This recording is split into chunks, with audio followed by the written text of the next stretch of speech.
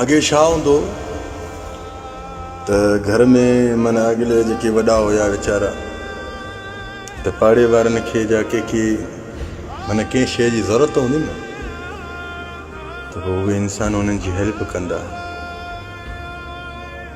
हाणे छा थी वियो आहे, हाणे मोबाइल दौरु आहे।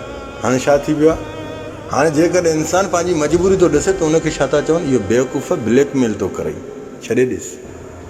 छा आहे, इहो बेवकूफ़ आहे, ब्लैकमेल थो करे, छॾे ॾिस। छो, हाणे मोबाइल जो दौरु आहे। अॻे रोड रस्तनि ते हादसा थींदा त माण्हू गाॾियूं पंहिंजी बीहारे बि लही उन्हनि ॾे भॼंदा वेंदा, उन्हनि जी मदद कंदा, उन्हनि खे गाॾियुनि मां अंदरो कढंदा। हाणे छा था कनि, अंदरि त कढण जी उहा अॻु बाद जी ॻाल्हि आहे, पर पहिरियों मोबाइल खणंदा, मोबाइल खणी उनजे पहिरियों वीडियो लाइव हलाईंदा त अॻिलनि खे ॾेखारींदा त हे मां साम्हूं फेस टू फेस वाक़ियो ॾिठो आहे। ऐं जेके वीडिया भरण वारा हूंदा न उहे छा सोचे रखंदा त मां अॻिलनि खे ॾेखारियां थो, मां ॾिस केॾो भलो आहियां, मां हिननि जी ॾिस वीडियो थो भरियां, वरी मां हीअं शेयर थो कयां, वरी ॻाल्हाए थो, हे फलाणा हीअं थिए था, हे फलाणा हीअं थिए था, हे फलाणा हीअं थिए था। उनखे खणंदा कोन, माना पाण खे मशहूरु करण जे लाइ, भले करण जे लाइ वीडियो हलाईंदा त भाई ॾिस मां हिन जाइ ते वाक़ियो ॾिठमि, हे वीडियो थो हलायां। हाणे इहो छा थियो, एहसास मोल, एहसास मरी वियो, हुनजो एहसास हुनजो मरी वियो। अॻिला इंसान केतिरा बि तकलीफ़ में हूंदा पर उनजी तकलीफ़ खे न ॾिसंदा, पहिरियों मोबाइल कढंदा, कैमरा हलाईंदा, वीडियो भरींदा, पोइ फेसबुक ते रखंदा, पोइ हिक हिक खे ॾेखारींदा, माना पाण खे हिकिड़ो ॾेखारींदा त मां हेॾो भलो हुयुमि, मां हीअं कईमांसि, मां हूअं कईमांसि, मां हीअं कईमांसि।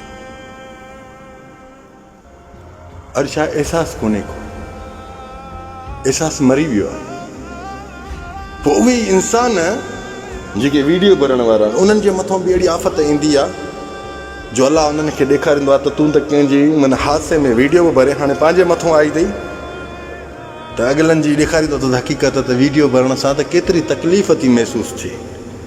ख़ुदा जो कसम, जेको इंसानु मोटरसाइकिल जे हादसे में बि अचे थो न, हुनजो मौत हिकिड़ो जॾहिं प्रवास थींदो आहे न, वीडियो जी ज़रिए ते उनखे एतिरी तकलीफ़ पहुचंदी आहे, एतिरी तकलीफ़ पहुचंदी आहे। छो, साह चाहींदो आहे त मां कंहिंजे साम्हूं नज़र न अचां, साह चाहींदो आहे त अॻिलो इंसानु मरण ते ॿुधो न, हुनजो मरण जो बि वीडियो भरींदा, कीअं थो मरे, कीअं थो मरे, कीअं थो मरे। इहो न सोचींदा त साह निकिरण वक़्तु हुनखे तकलीफ़ थींदी आहे, अञा मां वीडियो थो भरियां त अञा हुनखे वधीक तकलीफ़ थींदी हूंदी।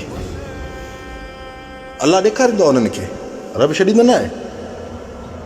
ॾिस न, इहा जेका तुंहिंजे हथ में आहे न, इहा मोबाइल, तूं पाण पंहिंजी दिलि ते हथ रखी ॻाल्हि ॿुधाए, आज़ान जो वक़्तु ईंदो आहे त नमाज़ ॾे छिकींदी आहे न, दिलि ते हथ रखी ॻाल्हि ॿुधाए। जॾहिं रोड रस्तनि जा हादसा ईंदा आहिनि त पहिरियों मोबाइल कढंदो आहे, वीडियो भरींदो आहे। किथे आहे तो में इंसानियत? हाणे इंसानियत न आहे, हाणे शैतानियत आहे। तो में अंदरि शैतान दाख़िल थी वियो आहे। हर वक़्तु पहिरियों तोखे मोबाइल थो कढाए, मोबाइल कढंदे त मन ज़िंदगी ते। छो त दजाल जी कीअं ख़बर रखंदो तव्हां? दजाल त दावा कंदो न त मां अलाह जी ख़लक़ियल इंसान ज़ात मुस्लमान खे मां पंहिंजे क़रीब छिकींदुमि। जेके मोबाइल सां घणो प्यार करण वारा आहिनि उहे दजाल जी बासुरी खे बि ॿुधी मोबाइल जो सॉफ्टवेयर सम्झी उनजे कढ वेंदा वेंदा। रब जी ज़ात जो कसम, इहो हिननि जो इम्तिहान आहे, इहो हिननि जो इम्तिहान आहे।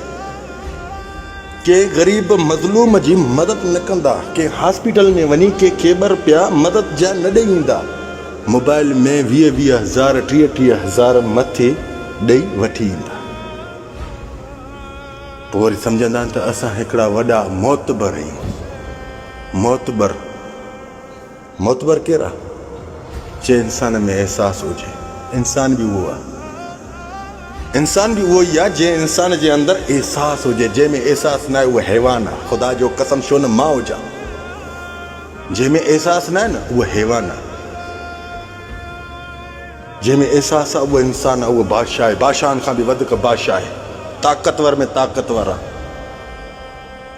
लाइफ जे ज़रिए ते वाक़िया भरींदा, अॻिला वीचारा मरण ते हूंदा, उन्हनि जा वाक़िया भरींदा। हिकिड़ा वरी ॾिस ड्रामा निकिरी पिया आहिनि, वॾा ड्रामा, अजीब अजीब।